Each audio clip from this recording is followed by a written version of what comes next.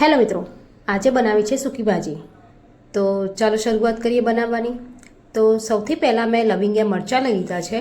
આ મરચાં બહુ સ્પાઇસી હોય છે એટલે એને હાથથી કટ નથી કરવાના, પણ મેં આ રીતે કટ કર્યા છે. તમે સીઝરની મદદથી પણ કટ કરી શકો છો, કેમ કે આ જો હાથથી કટ કરશો તો હાથ તમારા બળે છે બહુ જ, કેમ કે બહુ સ્પાઇસી મરચાં છે. અને મેં બટાકાને ઓલરેડી બાફી દીધા હતા અને ઠંડા થવા માટે મૂકી દીધા હતા. તો બટાકા પણ ઠંડા થઈ ગયા છે એટલે હું એને આ રીતે કટ કરી લઈ છું. આ સૂકી ભાજી જે છે એ થોડી સ્પાઇસી હોય તો જ મજા આવે છે ખાવાની. અને શ્રાવણ મહિનાનો પહેલો સોમવાર છે આજે, તો લંચમાં મેં ફરાળી વસ્તુ માટે મેં આ બટાકાની સૂકી ભાજી પેક કરી છે. જો હવે આપણે તેલ લઈ લેવાનું છે. તેલની અંદર આપણે થોડું જીરું એડ કર્યું છે. જીરું થોડું સંતળાઈ જાય પછી આની અંદર આપણે મીઠા લીમડાના પાન એડ કરી દઈશું. પછી આની અંદર જે આપણે લવિંગિયા મરચાં કટ કર્યા હતા ઝીણા ઝીણા, એ લવિંગિયા મરચાં પણ આપણે આની અંદર એડ કરી દેવાના છે. એકદમ સિમ્પલ રેસીપી છે પણ ખાવામાં બહુ ટેસ્ટી લાગે છે. આ રીતે તમે ચોક્કસ ટ્રાય કરજો. પછી જુઓ એની અંદર મેં થોડી હળદર એડ કરી છે, થોડું ધાણા જીરું પાવડર લઈ લીધું છે.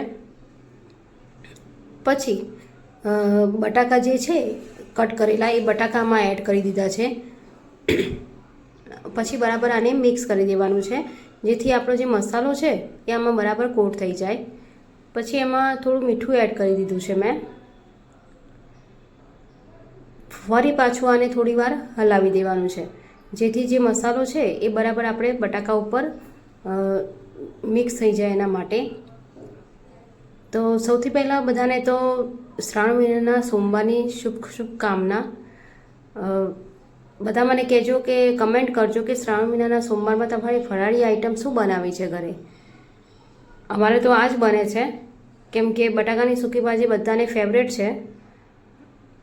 અને જે અમારા ઘરમાં બાળક છે, મતલબ જે વિશ્વા છે, એ વિશ્વા તો આની રાહ જોતી હોય છે કે ઉપવાસ ક્યારે કરું અને ક્યારે હું સૂકી ભાજી ખાઉં, કેમ કે આ સૂકી ભાજી એટલી ટેસ્ટી લાગે છે.